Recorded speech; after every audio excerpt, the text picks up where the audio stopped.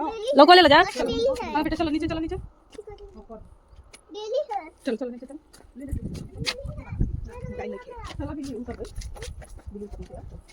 भाभी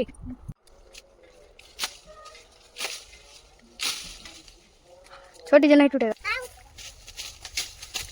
टूट गया लो बेटा दिमाग चाहिए चलो तो गिर जाओगे ना चला जा अंशुमान अब नहीं तोड़ना है आजा चाचा आएंगे तो तोड़ेंगे चला जा डंडा लेकर आना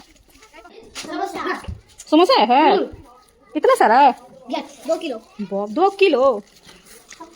दूध का तुम भी खाएगी तुम लोग क्या खा रहे हो पतला है तो कितने सारे प्लेट है निकालो एक को निकाल दो चटनी है देखिए गाइस 2 मिनट ऐसे करते हैं ऐसे वाला भैया भैया हाँ समोसा खा लो अंशुमान समोसा खा लो